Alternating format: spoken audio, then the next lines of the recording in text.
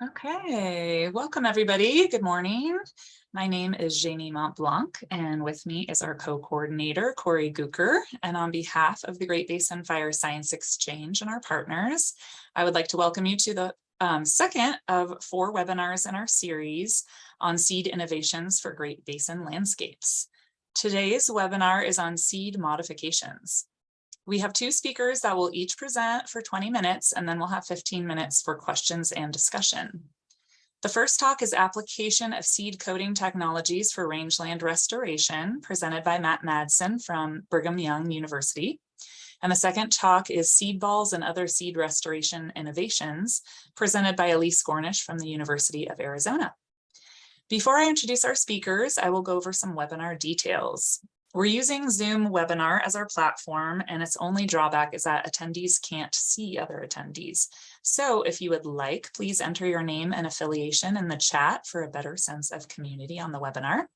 But before you do that, please go to the 2 drop-down arrow in your chat to change the audience of your message from panelists to panelists and everyone. We will also be using the chat for questions, so please type in your questions at any time and I'll field them to the speakers after the presentations. Now I'd like to welcome our presenters. Matt Madsen is an associate professor of plant and wildlife sciences at Brigham Young University. The primary objective of his research is to determine the limiting factors controlling rangeland seeding success and utilize this knowledge in the development of methodologies and technologies that result in the establishment of functional plant communities. Elise Gornish is a cooperative extension specialist in ecological restoration at the University of Arizona and has been conducting research and outreach in arid land vegetation management for over 10 years.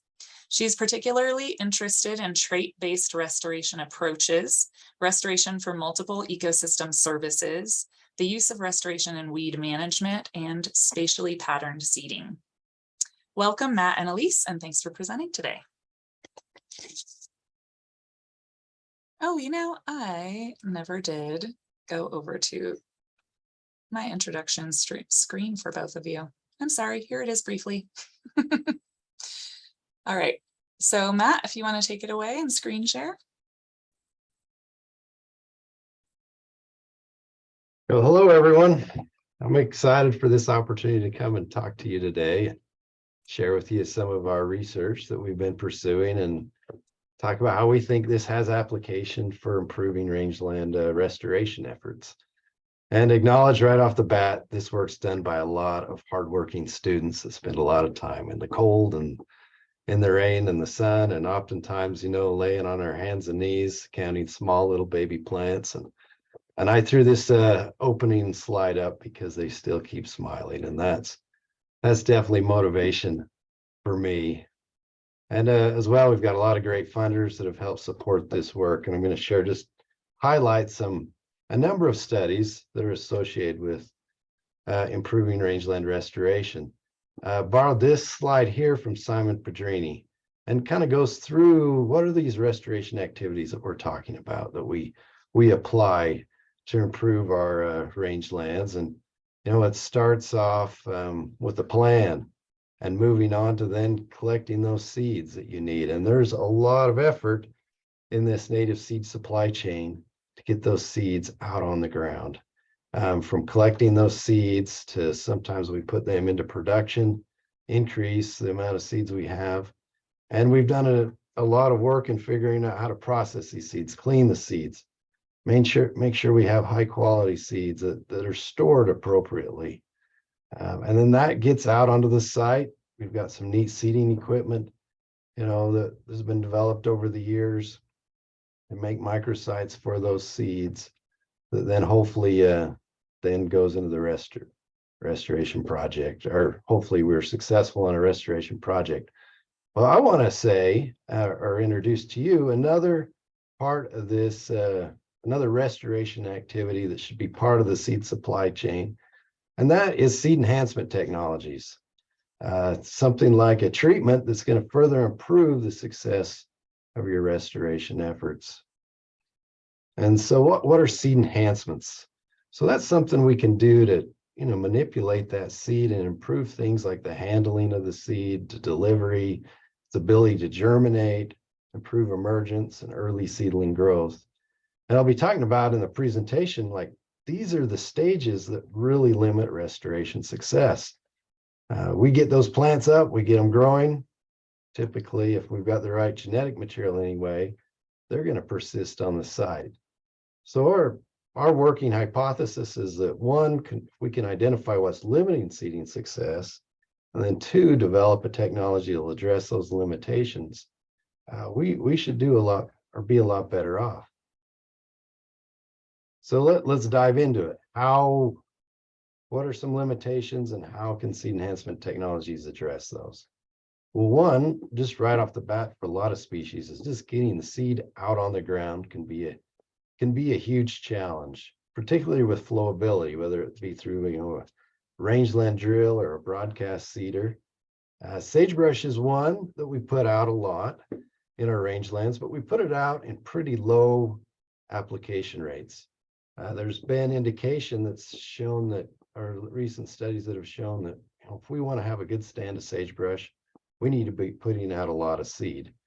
Typically we're putting out less than 1/4 pound per acre, but some recent literature showing and research showing we need to be up around 1 to 5 pounds per acre, in some instances to see success. But it's really low in purity. Here looking at sagebrush seed looks like a bunch of sawdust. And just putting straight sagebrush seed, say through a broadcast seeder, you can get things like rat holing and bridging and poor flowability, as well as the small sizes of the seeds limits its ballistics to be able to be carried unless the wind's blowing, and then away it goes. So what we've done is take this seed and conglomerate it with other materials, clays, and we found compost works well. And where the seed once would not flow when we conglomerate it, here, see if I can get my movie to play here. Now we have improved flowability, and that seed can flow, and we can choose the seeding rate that we want to apply it at. So that's an area we think is exciting. We also have found, we think this is improving seed soil contact, so we get a little bit better improvement in establishment just with this treatment. Small seeded species as well. Sand dropseed is the winner there with small, right? And you look at these seeds, trying to get them to be put in a mix, it's just going to fall right through, be probably dropped out of the seeder right off the bat. But we can bulk up the size of those seeds, so now it's something that can be manageable, and we can deliver at more uniform rates as well. And this is just a germination trial, but we can add other enhancements, and I'm going to be talking about that in the future. But this is showing, so sand dropseed has physical dormancy, and the act of just coating the seeds seems to help break some of that. But obviously, if we scarify the seeds and then coat it, or in this case, we're calling it pelleting. Pelleting is when you add enough material onto the seed, you actually change the shape, so it no longer looks like a seed. And so in this case, scarification with pelleting, dramatically improved germination. Here's the one species that I think most land managers that I meet with that are working in dry, arid areas would love to seed, but they can't put it in their seed mix because of flowability, and that's winter fat. So highly valuable species, high protein contents, particularly in late fall and winter, but it's been grazed out. So yeah, I'd love to get it back on the landscape. But it's contained in a fruit with the seeds contained in a fruit with these fine hairs. And studies have shown that we don't want to remove the seed from the fruit, or it tends to damage it. So one of the things we've tried is seeing if we can flame off those seeds or flame off those hairs in a seed coater, and then put a polymer coating around those seeds. And that's worked quite well. And here I'm, as well as, and let me back up. So flaming or just coating actually works. We found, both treatments have benefits. So here's now that we can deliver it, we just recently did a study to see, well, how well is this coated winter fat going to do? And we wanted to see, the literature suggests planting it near the surface, but we wanted to see, is that true, or should we plant it at a certain depth? And this shows the results of the field trial at a number of different sites. And what we found right off the bat is that if we plant the seeds on the surface, that's where we saw the best success. Note, this is a prepared field site, or most of these sites were prepared, weeds were removed and so forth. There was some disturbance, but here the coating did quite well on the surface. And we think that's probably associated with improved seed soil contact. When winter fat's thrown on the soil surface, all those fine hairs tend to kind of lift it up, and potentially the coating's knocking those hairs down, so it's sitting down in the soil and is better able to germinate. Now, as you move down with depth, the coating doesn't seem to have any improvement over the control. But what's exciting is that you can now deliver this seed on a rangeland application, and that's where improvement could be found. But like winter fat still has poor emergence. A lot of our other species as well, we're getting out, have really poor emergence. Some of the work Jeremy James done, I think this is a great study that showed, we're putting our seeds in the fall, but not many of them are making it till spring, less than 10%. Some of the forb species are less than 1% that we're putting out there. And there's a lot of sources of mortality that can happen, both winter drought, freeze-thaw action, pathogens can be a big one. As these seeds sit in the soil and are getting attacked by pathogens. One of the things that we looked at with winter fat is to see a way to protect these seeds over the winter. Winter fat germinates extremely fast. If you put it in a petri dish in the lab, you'll have germination by the end of the day. So we think one of the potential issues is, you get a warm spell after planting, and winter fat's going to be germinating, but not surviving through the winter. In fact, we've seen where we've put out trials, and come December, we go out and look at our rows, and they're full of seedlings. We come back in the spring and nothing's there. So potentially that's freezing that's happening. So we wanted to see, could we delay germination by putting not only coating it, but put a hydrophobic material around the seed, this kind of water barrier to delay germination till spring. And this is it's preliminary trial, again, done at a few different sites, but we're finding improved survival and total number of seedlings that emerge are higher with this hydrophobic coating. So now we're going to look at, what rate should we apply? We can adjust the plasticity of the coating, so how well it can withstand freeze-thaw events. So this is an area we're going to explore. I apologize, this is kind of a complicated diagram here, but another area that should be considered. So winter fat germinates way fast. A lot of other species tend to be delayed in their germination. They've evolved to, have a dormancy mechanism that helps the plant survive long term. But that dormancy mechanism, though, may not work so well with the restoration seeding, where we need to get plants to come up that first year, compete with cheatgrass, and establish. One way that seeds are dormant, or one particular mechanism, is physiological dormancy. So it's a hormonal dormancy where we typically have a hormone called abscisic acid that is at high amounts in the seed, and that acts as a block. But then as ABA, or abscisic acid, gets leached from the seed, then another hormone is increased called gibberellic acid.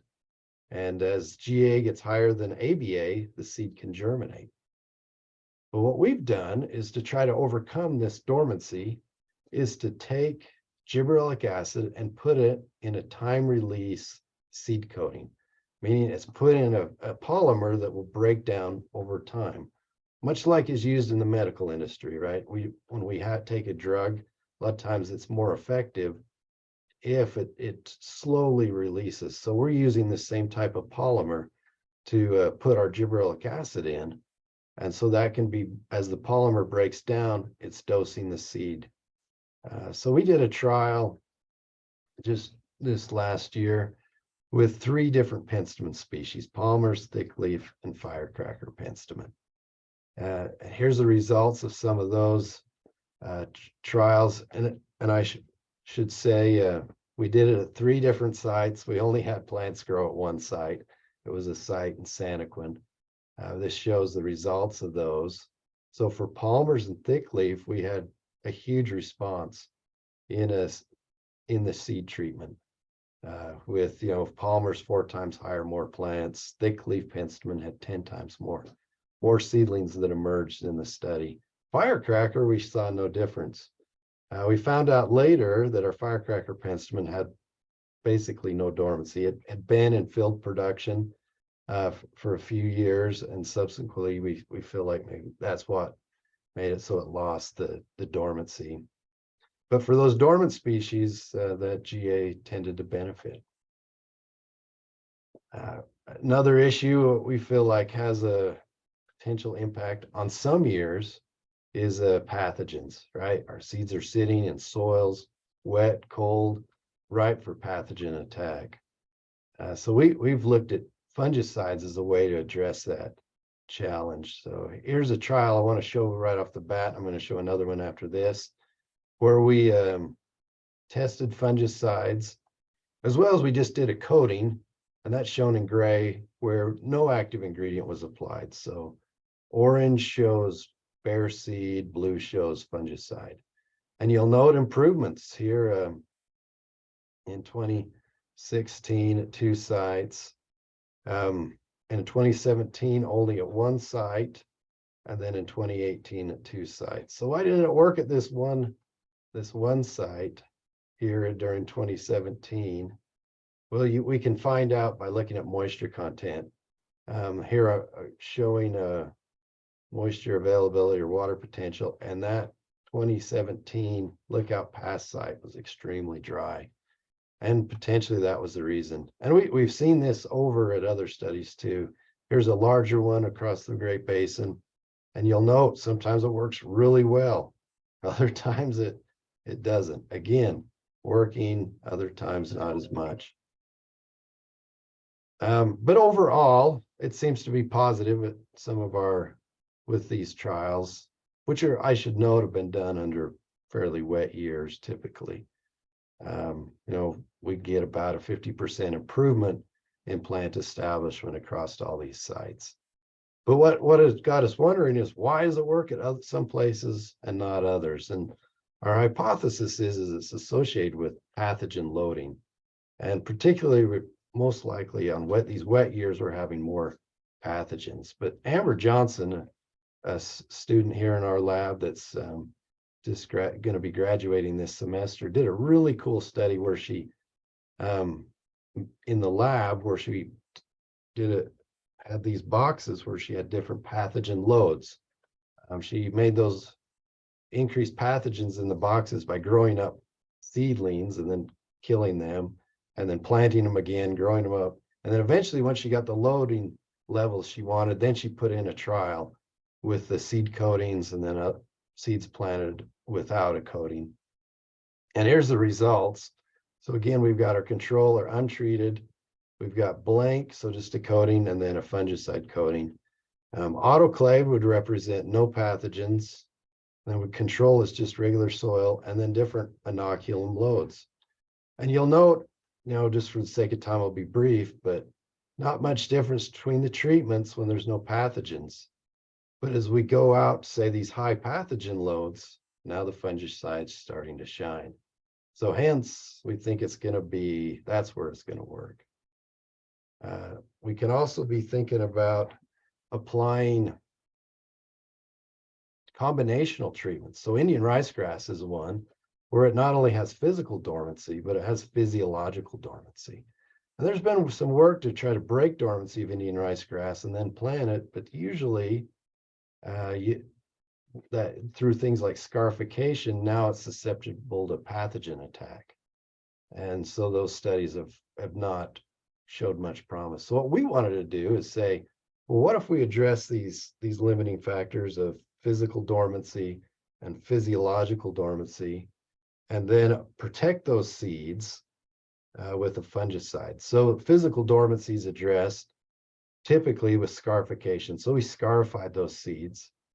And this is a germination trial, and you'll see, 2 to 20 seconds, just scarifying didn't provide much benefit.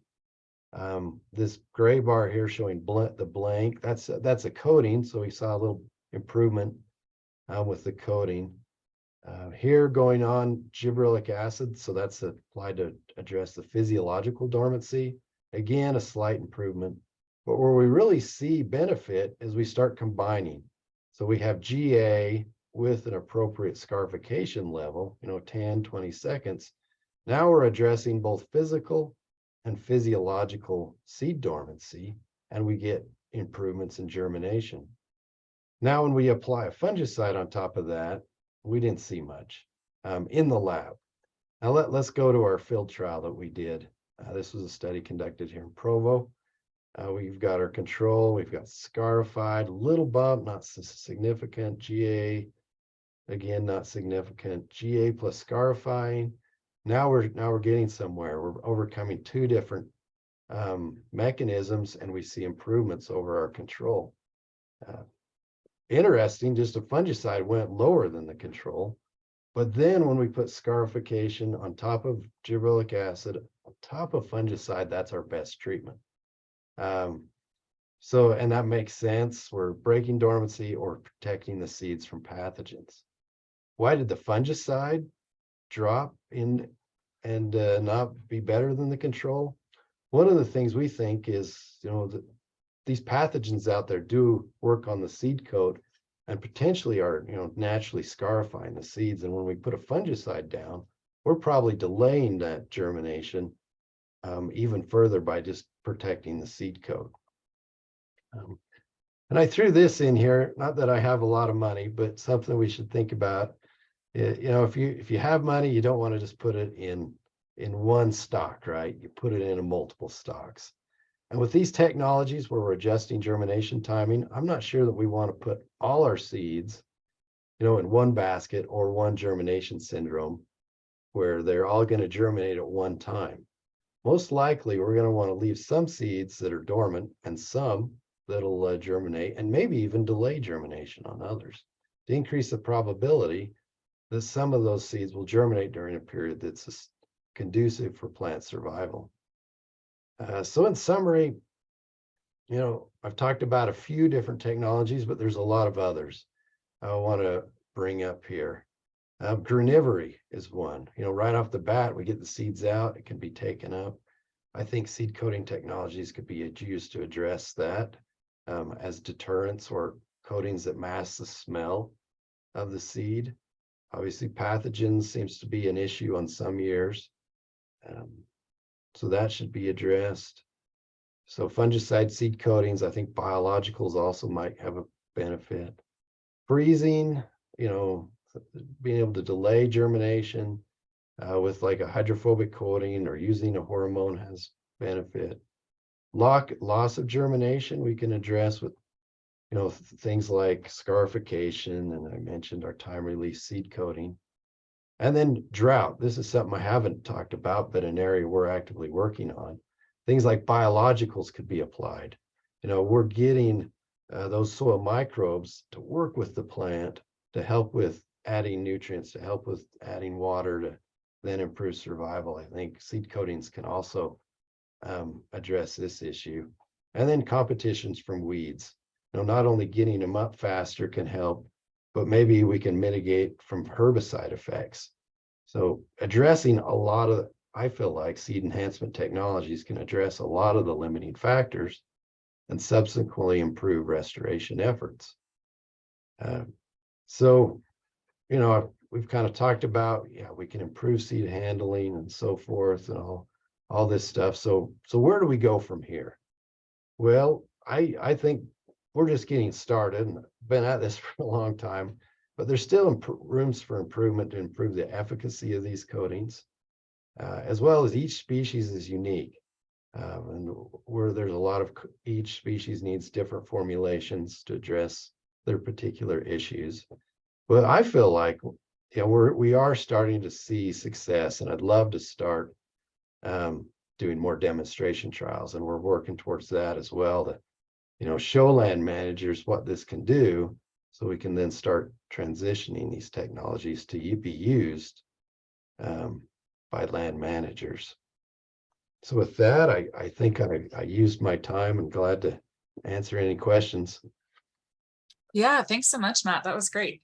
You have a bunch of questions. So how about we answer just a couple, and then a lot of them I think are good for discussion at the end. So we'll just answer two now. What effect does the fungicide have on symbiotic root fungi?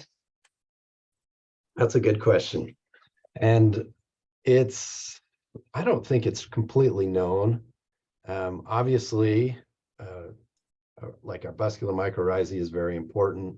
That fungi may be impacted by the seed coating. The counter argument to that is that the amount we're applying is very, very small. It's going in on a coating, and then it has a limited shelf life. It's potentially, for agricultural situations, the thought is it's broken down within 30 days. I think with our coatings, where they're somewhat hydrophobic, it's probably lasting longer than that. But it's going to be limited activity in the soil. And then the other is, we're kind of, you have to break an egg to make an omelet. There probably some impact, but getting a plant established that's putting carbon into the soil and going to enhance the productivity of the site and ultimately improve, fungal growth in the site long term. I think that is something to consider. Now, one area our lab has been going is, could we achieve some of these same benefits with biologicals? Could we have beneficial bacteria and fungi in large amounts around the seed, such that now those pathogens cannot get to the seed? So we've been working like with compost and making our own compost teas and trying to put that on the seed as well, and hence maybe wouldn't have impacts to things like mycorrhizae. So that's upcoming research. No, you're muted. Thank you. You got a lot of questions about scarification. So there's some detailed questions we can talk about in the discussion, but just in general, what was your methodology for scarifying the seeds? Oh, there was different methods that we used. So sulfuric acid was used with the sand drop seed, and then Indian rice grass is with a sandpaper drum that spins. So okay, great. Mechanical scarification. Great, thank you so much. And yeah, we'll get to more questions after Elise's presentation. So if you're ready, Elise. All right.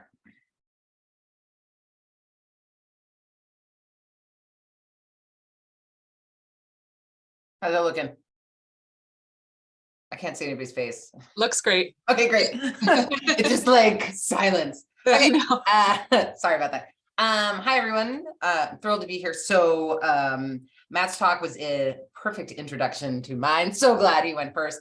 Matt was talking about sort of broadly seed-based technologies to enhance restoration outcomes, and focus a little bit more on pelletization, which is, for the most part, Matt, I hope I get this, coating individual seeds. And I'm going to talk about another kind of technology that sort of falls under the umbrella, which are seed balls, which sort of difference that usually it's like an amalgamation. So agglomeration, you have multiple seeds in a single sort of structure. So I work at the University of Arizona, and I work in a super arid system. I used to be in California, and I would refer to that as an arid system. I didn't know what I was talking about, but I work mostly in the Sonoran Desert, and although restoration and reseeding is really hard to do everywhere, it's particularly hard in arid systems. And Matt brought up a much more recent paper, but this dated paper now, I guess, by Stuart Hardigree et al., found out that about 5% of seeding efforts in arid systems are successful.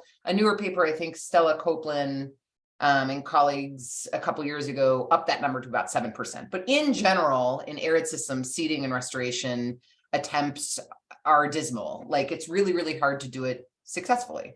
And there's lots of reasons for it.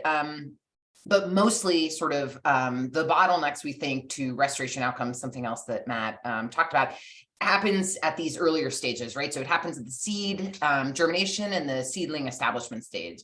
So when you throw a bunch of seed out onto a landscape, there's lots of things that can happen to that seed before it germinates to prevent germination, right? If it doesn't rain and the seed is just hanging out on the soil surface and the sun is just blazing down on it as it does in the desert, the seed can die due to desiccation stress. So in the summer, right before we get our monsoon rains, it can be about 120 degrees for multiple days. It's awesome. Which means at the soil surface, it's like closer to 140 degrees. So that's not like conducive to life, you know? So if it doesn't rain, you can lose all of your seed that way. Seed to soil contact is really, really important. The better seed to soil contact you get, the more likely you are to have germination. But when it's really dry, if you throw out a ton of seed, it's actually really easy for the seed to get kicked off of the soil surface by wind and moved offsite or to a place you don't want it. And then there are seed-eating animals. So there's mammals and there's ants, and we'll get to that, but seed-eating animals can just wreak havoc on your study. And I actually saw in the chat, there was someone who asked about seed-eating animals, and there is a paper, I don't remember if this was Kirk's paper or Matt's paper, maybe Matt can put this in the chat, but where in the Great Basin, they put out a bunch of seed and a bunch of it was eaten up by small mammals. So what they did is they started coating the seed in hot pepper powder. And I think that reduced the amount of granivory. So even if you throw your seed out and it manages to make it past this germination sieve and the seeds germinate, then you have a seedling that's vulnerable to all kinds of things. So in addition to the seed just dying because of lack of water, the seed, so essentially when you put out some seed and then it rains, all those little raindrops are hitting the ground and causing really small movements of soil, right? So you get these small movements of soil, which then covers everything on the soil surface, and then the rain stops and it gets dry. So what we often see in arid systems, in the Great Basin included, is that actually you have tons of seed and then they're covered by this small crust that forms on top of them. And so that's that moving soil, and then it dries. And so what we've actually found is that you can have high germination of your seeds, but that seedling can't actually penetrate that soil crust. And so then you get death. So there's all kinds of things that seeds and seedlings have to pass through to become successful plants for successful restoration. And it's extremely difficult. So one of the things associated with seed-based technologies is addressing sort of these initial bottlenecks to ecological restoration success. And seed balls are one of the ways that we can address this. So seed balls, very, very generally, is an agglomeration structure where you have a bunch of seed, some kind of tackifier like clay to keep everything together, a little bit of water, and some kind of nutrient content like soil or compost or something like that. And so you have these structures that, I mean, there's some pictures there. And the way that seed balls are supposed to address some of the major challenges associated with seed-based restoration is this. So if you throw out your seed balls are weighted down a little more than individual seeds. So you're much less likely for the seed ball to blow away or for the seeds to move off site. The seeds are generally protected inside the structure until water comes to sort of melt the structure away. You know, I've been thinking for years, I really need some slides that actually show this instead of me using my hands, but bear with me. So you have these structures, they're out on the landscape, the water comes down, it melts the structures, and you have the seeds that then grow. So the seeds are protected in the structure from desiccation stress. So you have a lot less loss of your seed due to desiccation stress. The expectation is that it's harder for animals to get inside the seed ball structure, but we'll find out that that's not true. And so they're supposed to protect at least from small mammals. And then when that seed ball melts and you get germination of the seed, you have this growing plant that then is in a little puddle of nutrients. Those nutrients are obviously beneficial for the growth of the plant, but also nutrients can hold on to water a little bit better than usually these dry soils. So there's a little bit elevation of water available for the growing plant. Seed balls are great because they facilitate sort of widespread deployment. So you can deploy them from drones, you can deploy them from airplanes, off of horseback, off of a bike, whatever you want. I've seen this kid in India made a book bag that throws out seed balls. It's crazy. There's actually, someone just gave me this. Oh, you guys can't see it. Oh, can you see that? It's a slingshot for seed balls. It's crazy. Anyway, so seed balls also facilitate distribution both on small and widespread scales. One of the other huge benefits, I think, to seed balls is that they're extremely easy to make. Okay, you just need a couple of very inexpensive ingredients. You can make them by hand. I make them with children all the time. And they're logistically feasible and they're inexpensive to make. So what that means is that it's very easy to modify seed ball recipes to accommodate for manager priorities and for locations, okay? So if a manager wants to inoculate the soil, it's very easy for the manager to just add some compost or animal poop or commercial inoculants into the mix and make them. If a manager wants to make sure that the seed balls are gonna stay intact for longer periods of time, they can add more tackifier to make the seed ball drier. So that, I think, is one of the best benefits of using seed balls, is that they're really easy to modify to accommodate for site-specific situations and for manager priorities. So I want to go really, really quickly through some seed ball history, because this will kind of, it's fun, and it will kind of set the stage for what I'm going to talk about. So seed balls are not new at all. It's a super, super, super old technology. The earliest written that I could find about seed balls was from China in 1 BC, and where they mixed seeds and grubs and then horse bones. It was delicious. And then they put it out for agriculture. Pliny the Elder talked about mixing goat poop and seeds to make seed balls. There's like poop in the whole history of seed balls. I love it. In the 1900s, seed balls were essentially like mechanized for agriculture. So the agricultural industry uses seed balls constantly. They have machines just to make seed balls for like tomato plants, whatever. It's been used for a very long time, but not for ecological restoration. And there was in the late 40s, a dentist in the United States like called up the BLM. I don't know how this happened, but it did. Called up the BLM and was like, hey, you should make seed balls and throw them out of airplanes onto BLM land. And BLM was like, okay. So they did it. And it was a huge failure. Later on, they found out that most of the seed they were using was bad. But anyway. And then in the 1970s, there was this resurgence in the interest of seed balls for gardening or ecological restoration. So there was this really important book that was written by a farmer in Japan called The One Straw Revolution. And also guerrilla gardening became really popular. Guerrilla gardening is this thing where you like throw seeds in places that you don't own, and hopefully you grow some native plants. So formal seed ball research is really, really new. Okay, so there's people like Matt, there's a couple of people all over the world that are studying sort of seed-based technologies to enhance restoration outcomes, but formal studies into seed balls is pretty much absent. Okay, it's a very, very new sort of field, and there's lots of managers that are using seed balls ad hoc with positive outcomes for the most part, but in the absence of fundamental formal studies, it's really hard to make recommendations for seed ball design. You know, I talk about seed balls and they work in my studies and they work where I'm using them. And then people are like, how do I make them? How big should they be? When should I put them out? And I'm like, well, this is what works for me, but we all know that context dependency is like rife in ecological restoration, right? So how do we make recommendations to people in the absence of formal research? You can't. So my lab focuses on doing some really, really fundamental research into just the design of seed balls. So that's some of the stuff that I'm going to talk about right now. So I mentioned that one of the general components of seed balls, there's seed, there's a tackifier to keep it all together, and then there's nutrients.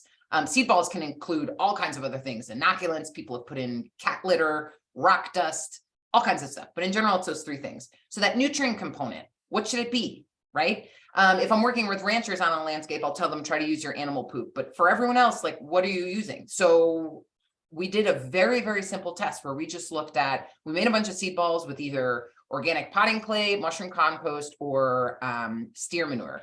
And this very ugly graph, my apologies, is really just showing the amount of germination that's on the y-axis through time, okay? And so all you need to get from this, even though you can't read that at all, is that you get the most germination if you use steer manure, which is super high in nitrogen. So it seems like you use steer manure or a high nitrogen product, you're probably going to get more germination. We were using a series of local grasses and forbs for this study.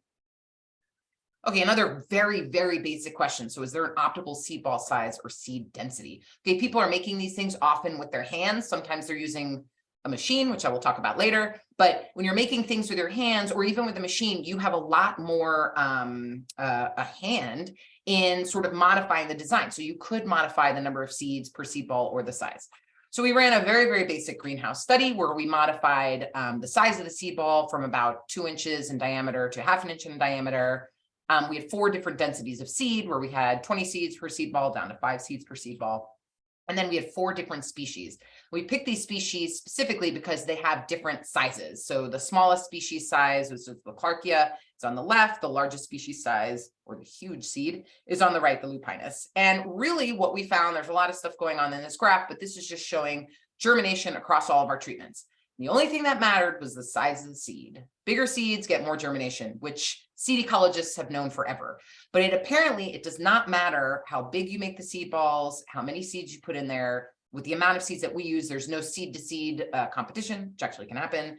Bigger seed balls obviously take longer to melt, but there's no inhibition of germination. So make the seed balls as small or as big as you like, probably to accommodate for the deployment method, and use big seeded species to get more germination. A lot of this stuff I have published more as outreach material. And so I think in the chat, some of this stuff will go in.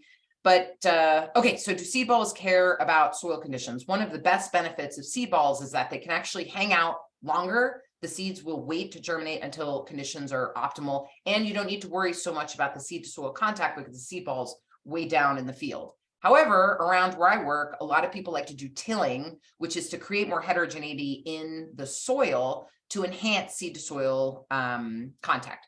So should you till if you're doing seed balls? So this is just showing a bunch of different species at the bottom. And right now it's not really relevant what they are, but showing the seeded cover. So really showing germination and survival in no-till. So that's the pink bars, and in tilled, those are the green bars. And in tilled plots, we get way higher, significantly higher germination of seed balls. So even if you're going to use seed balls, if you have resources and opportunity to till your ground or to add heterogeneity, you're probably going to get greater germination with your seed balls. I did mention that seed balls are super easy to make by hand, but if you're going to be using seed balls for any more than about 2 acres, making them by hand can take a very long time. Unless you get a bunch of, like, I don't know, Eagle Scouts, maybe they can make them super quickly. But to address this issue, my lab and I created a guide that teaches you how to turn a bicycle into a seed pelletizer maker machine. And so these bicycles can make thousands of seed balls in about 5 minutes. The Forest Service in Colorado just built one. There's a bunch of them floating around Arizona. I can help you build one if you want. But this is pretty awesome. It's super inexpensive. It costs about $130 for all the tools. And essentially, you can see from the blue barrel there, you put a bunch of stuff in the blue barrel. Someone starts writing, the blue barrel turns, and then you spray a little bit of water into the barrel. So what happens is all the stuff starts mixing. And then once you add water into the barrel, the materials start clumping up. And then as the barrels turn, when the materials get to the top of the barrel, it falls. And that's the clumping starts happening, and you can get smaller and smaller seed balls as you turn the barrel. It's pretty awesome. So what else is going on? What else do we need to think of? So I did mention that seed balls were thought of as this panacea to protect the seeds from granivores, or animals that eat seed, and it might work for seed eating and for mammals. But when we were putting out our seed balls onto the landscape, we could watch ants kind of walk over to our seed balls, crack into the seed balls, and pull out the seeds, which is infuriating. But you got to respect the ants. I don't know. So we wanted to do a study to find out how we can address this. So ant ecologists and sort of anyone that has worked in dryland systems on natural history has known for a very, very long time that ants are incredibly important for moving seeds around a system. Okay, a single ant nest of the rough harvester ant, which is one of the most common ants in the West, a single nest has about 2 million individuals. They can move about 10,000 seeds in a week. No, excuse me, 10,000 pounds of seeds in a week. It is absurd the amount of seed that these things can move. It's 10,000 seeds. Anyway, they can move a lot of seeds. So the point is, if you go out into the landscape and throw a bunch of seed out, and then walk away and come back a week later and you're like, huh, nothing germinated. Maybe nothing germinated, or maybe all of that seed has moved off site. Okay. And if seed balls can't address that, then we have to address the ants. We can't get rid of all the ants. So we looked into the ant literature, which does not talk with the restoration literature, and found that, like, yeah, ants care about the kinds of seeds that they move. They have preferences just like you and me. And does this matter for seed balls? So we essentially conducted a study. It's called a cafeteria style study, where you put out a bunch of seeds and offer them to the ants and see what the ants like to pick up. And this is what we found. And this is essentially showing the proportion of seeds taken. Okay, so higher up bars, more green, that's more seeds were taken by ants, versus on the right side of the graph, the pink and the white, that's less seeds are taken. Okay, and then we had a bunch of different species at the bottom. Here's the point. Ants are way more likely to take seeds that are small, round, and don't have any accoutrement. Okay, don't have long awns, don't have fluff, don't have thorns, any of that stuff. They're much less likely to take, and these are the seeds, species on the right, they're much less likely to take and move off site seeds that are big, bulky, and have accoutrement. Now, again, this study didn't show anything that ant ecologists have known. They've known this stuff for a while, but I didn't see any connection between this kind of work and ecological restoration. And it has huge implications. If you have ants that can move thousands of pounds of seeds off site in a very short period of time, you might be losing all that seed before it has a chance to germinate. So now what we're doing is we're looking to see if accoutrement, so anything like long awns or fluff or even sheaths, if that modifies germination within a seed ball, to try to address ant granivory with seed balls. And finally, I make a lot of seed balls. They're really easy to make, like this. And so if you make them like this, they're round. Round seed balls, there's lots of benefits to them. They come out of you can grab them and throw them really easily. They come out of a drone really easily. Problem with round seed balls is that they move. So if you're using seed balls on any more than a slope of 4 degrees, which is not very much, they will roll downhill and off site. And that happens all the time. And it's very frustrating. Also, round things have a certain surface to interior ratio. So the amount of time it takes for a round seed ball to melt might be higher than if you had a thinner item. So one of the things we're doing in the lab right now is we're testing to see whether shape of a seed ball or a seed thing, because I guess you can't call it a seed ball if it's cube, right? I don't know. If the shape of the seed ball matters. Okay, so we've got rounded seed balls, we've got square or cube shaped seed balls. We also have these pancake style seed balls that you see on the right. A lot of people make seed balls that are in that shape because they'll use soap making machines to make seed balls, and that's the shape of soap. I don't know. And then you'll notice in the left side of the picture that there's round seed balls in 2 different colors. So the seed ball on the left is inoculated, and so we're also looking at the value of using seed balls to deliver inoculations to soil to enhance soil health. So that's some of the stuff that we're doing in the lab right now. So stay tuned. Oh, and that's it. I was super short talk. So I'm happy to take any questions. Thank you. Great. Thanks so much, Elise. That was really interesting. Okay, let's see. We'll go to a couple questions for you, and then we'll go bounce back and forth for questions for you and Matt. Sure. Okay, what increase in seed weight do you see with these seed balls? How many times heavier than bare seed? That's a great question. And you know what? I have that data. I couldn't tell you off the top of my head, but I have that data. So if that person will email me, I will give it to you. But it's fairly heavy. I would say several orders of magnitude times heavier than the 5 seeds that's in the seed ball or something like that. Yeah. Okay, great. Thanks. Can you describe the compost part a little more? How high is the nitrogen typically? I wonder about nitrogen favoring invasive seeds in areas.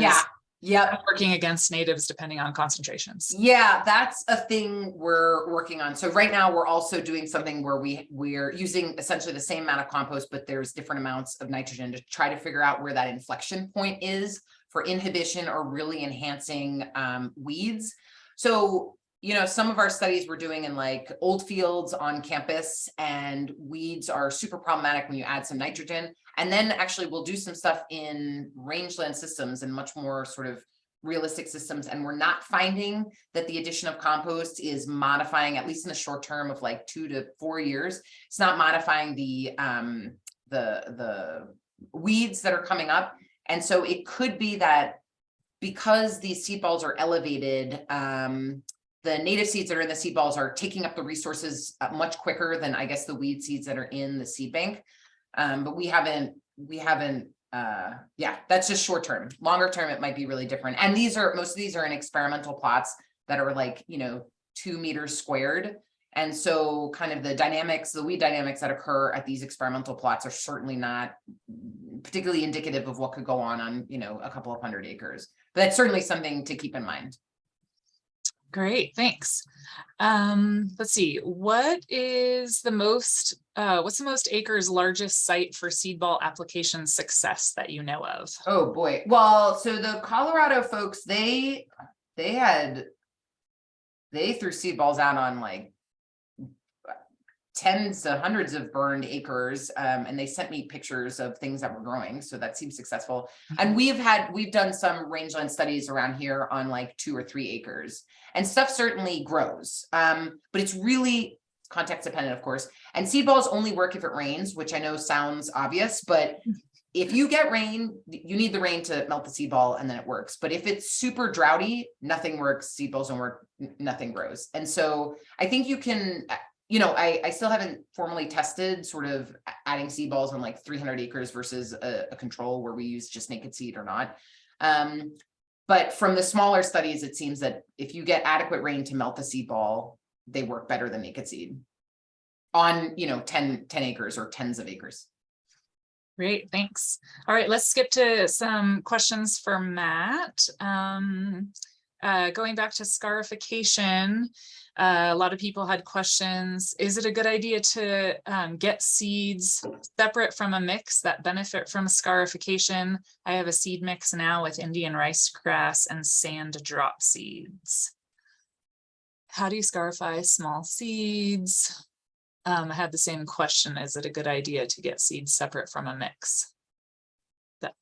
So say that one more time. Okay, let's see. People were asking about how the methods for scarifying Indian rice grass for sand drop seed, which you answered. And then someone said, I had the same question regarding scarification. Is it a good idea to get seeds separate from a mix that benefit from scarification? I have a seed mix now with Indian rice grass and sand drop seed. Okay, got it. Yeah, great question. I'm just a little slow. So No, I was making it confusing.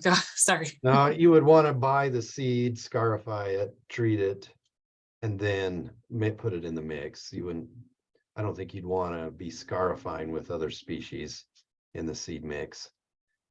As well as I think it is important for like Indian rice grass, if you just, maybe a spring planting might be okay, but for a fall planting with Indian rice grass, I would recommend it be scarified and treated with a fungicide or something else like a biological that might prevent pathogen attack. Because as soon as it's scarified, now those resources within the seed that the pathogens are after can just go right to it. And so I think we need to have those combinational treatments. Great, thanks. Do you see these treatments being adopted by seed companies? And if so, what % cost increase do you see overall? Yeah, it's going to depend on the technology. Things like a fungicide might double the cost of the seed or less. It's fairly cheap. But if you double your success rates, I think that has merit. As well as, a fungicide's an interesting one I didn't get a chance to talk about, but it worked on wet years, but I think it's not going to work on really dry years, right? We're kind of starting to see that because that's when dry years that we don't see the pathogen loads. But so maybe you just wouldn't even want to apply it. But as I've thought about it, seed is typically really limited. And usually on our wet years, we have lots of cheatgrass and lots of fires. We don't have enough seed to go around. So I still think something like a simple coating like a fungicide has merit for the fact that we never have enough seed. And to talk about commercialization, we're not there yet, but we're ready to get there. I noticed there was a comment from Melissa Landine with the DWR here in Utah We have talks with them to try to do some large scale treatments this year with winter fat. Kristen Monday, I saw a comment from her, which I was excited to because she was with me at the start. A lot of this is her ideas as well, when we were working in Burns together. And yeah, we it's not commercial, but I think we're at the point where we could talk with seed coating companies and say, if you want to apply this, we could help them with it. And then someone like the BLM could then pay that seed coating company to do the treatment. Or if they wanted to try something like a demonstration plot, we can treat seeds for them at small scale and send them out. Great. One more for you, and then I'll switch back over to Elise. So Matt, I have a vague recollection of people suggesting that we use, and I don't know how to say this, capsaicin or other foul tasting substances to reduce granivores. Has that been used in seed coatings? Yeah, we have. Justin Taylor was a graduate student here at BYU, did a study on that, as well as Dean Pearson, and actually he was, I think, one of the leaders in this work with I'm going to mess up Dean. He's in Montana, but we did some work with him, and found it does work and works well. The problem with things like hot pepper, capsaicin is for us in our lab, it gets everywhere. And a small little flake of capsaicin floating through the air lands in your eyes and you're now crying. And I don't like it. And no one of you really use it anymore in our lab. But we have seen some indications that activated carbon will help in feeding trials. And in that case, it's not that it's a deterrent, but it's masking the scent. That activated carbon is absorbing the scent of the seed. And potentially that's making it so the granivores don't notice it or can't detect it. I know some ranchers here that they'll mix mint in with their seed balls and they say that works, but. We'll have to try mint. I mean, I don't know if it's Hot if pepper. the smell is just so overpowers the scent of the seed, but they say it works. Cool. Matt, I'm going to give you one more because then that's the last one from the top of my list and then I can go down. So, and I think you had mentioned this question earlier, someone from the BLM saying, are these technologies available for large scale application yet?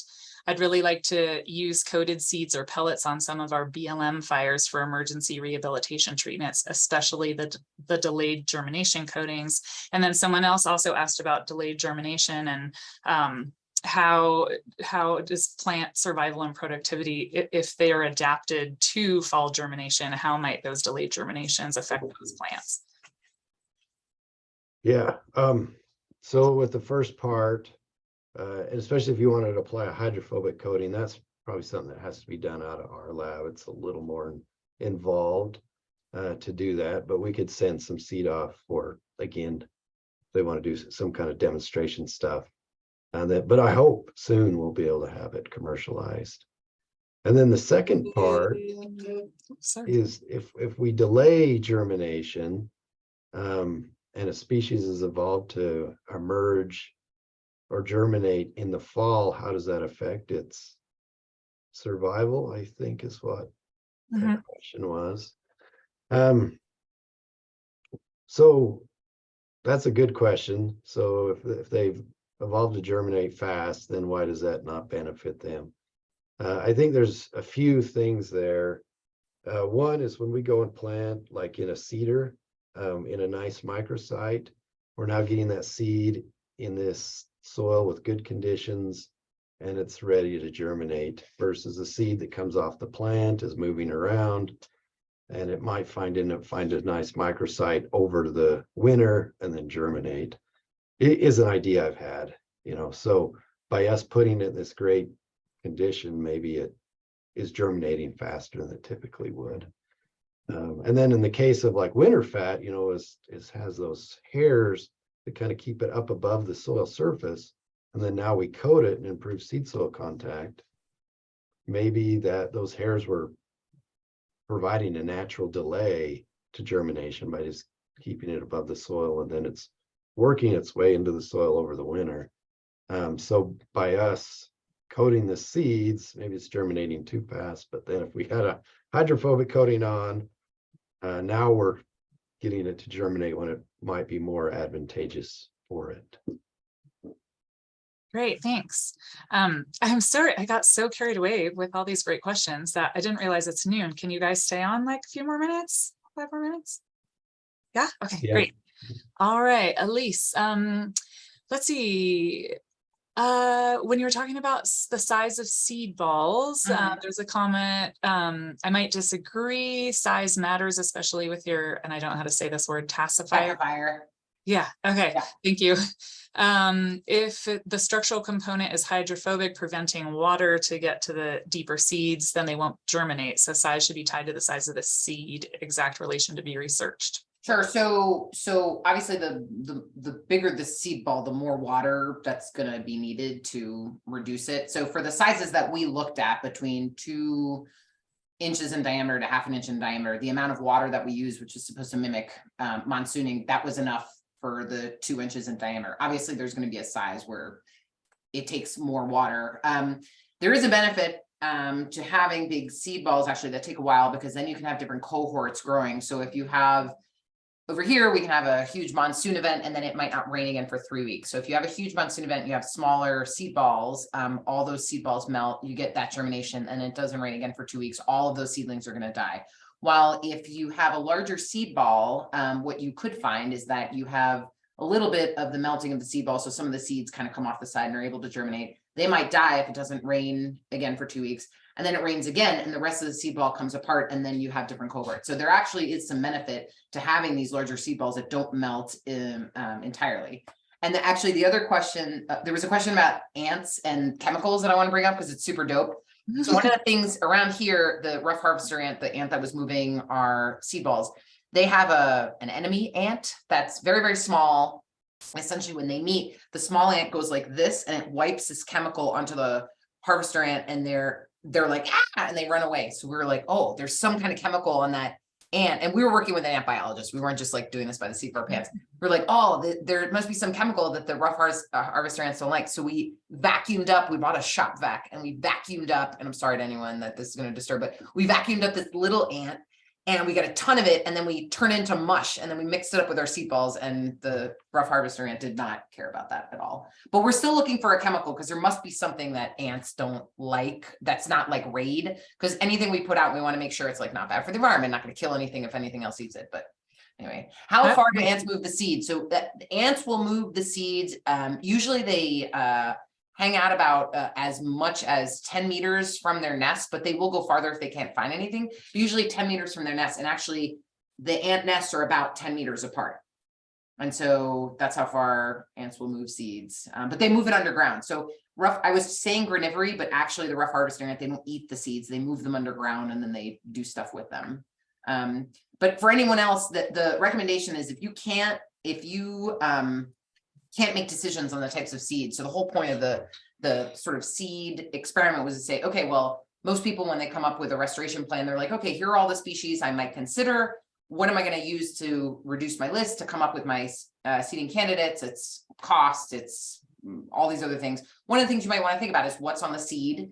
If you're seeding an area that's got a lot of ants, which is most places, you might want to choose species that have seeds that are have a lot of accoutrement on it, so that they're going to be left alone a little longer. If you can't help that, what some people around here do is they'll buy a bunch of sterile wheat seed and they'll throw that out, and animals and ants will go to the sterile wheat seed and give your restoration species time to actually germinate. Cool. Some people don't like the idea of they get funny feelings throwing sterile wheat seed out on rangelands, which I can understand, but that's so fascinating. Let's see, there was a question about, do you have a standard seed ball mix? I do. It's on one of the documents, but essentially it's 1, 2, 3, 1 part seed to 2 parts clay to 3 parts nutrients. That seems to work the best. We have found in the Sonoran Desert that you get the highest germination with 2 parts clay. Anything lower, the seeds fall up, the seed balls fall apart immediately. Anything higher, it takes way longer for the seed ball to break down. So 1, 2, 3 seems to work for us. But if you're in a wetter environment, you're probably going to want to add the tackifier, the clay, the thing that keeps it together, keep it together longer. Okay, great. I think it looks like a lot of other questions were answered already, but I want to get to this one, and then we can, if there's more, I can email you, follow up and answer them via email. But let's see, I wonder about the value of the nutrient source. Is it dependent on the seed type and germination, meaning pine and conifers? The radical pops out and curves around to dig into the soil, then the needles stick up in the air. In the case of pine with seed balls, the seed ball gets trapped in the casing and needles and gets lifted off the ground. So the nutrients don't seem to provide any benefit. Yeah. So I don't know almost anything about trees. I do know some people who are working in California and they're trying to use seed balls for oaks. And I know some folks who are working in the southeast that they're doing pines. I have not worked with that. I do grasses and forbs, and mostly grasses anyway. And when I think about nutrients, usually it's more about how can we leverage nutrients to enhance more restoration outcomes. So for example, if you use the poop of an animal that's grazing on the landscape, very likely their poop is going to have some of the beneficial bacteria and fungi that you want. So if you use that in your seed balls, you're essentially inoculating the soil with these beneficial bacterial groups. I mean, we're actually in the process to figure out if that actually happens. But I think about it more from that perspective, as opposed to like the physical, like the seedling being able to access that, because the grasses and forbs I work with, they have such thin, small sort of surface, initial roots that they're going to be able to access that, those nutrients. Great. All right. Well, we should probably end it there. It's 12:07. Thanks so much for staying on a little bit later. And if there's other questions, I'll compile them all and I can email them out. And I think both Elise and Matt put their emails in the chat. So if people want to follow up with them directly, it sounds like you can. Yeah. So great. Thank you so much. We have a 3-question survey when I close out the webinar. If you wouldn't mind taking that survey, that would really help us out. This recording will be posted on our Great Basin Fire Science YouTube channel within the next few days, and the link will be automatically sent to you through a Zoom webinar follow-up email. We hope you can join us for next Tuesday's webinar on seed delivery, and we'll talk a little bit more about seed balls then too. If you have further questions regarding today's or other webinars, please email me or the presenters anytime. Thank you all for attending this webinar, and thank you so much, Matt and Elise, for presenting. This is really interesting. Appreciate it. Thanks, everyone. Have a great weekend. Yeah, have a great day. Thank you.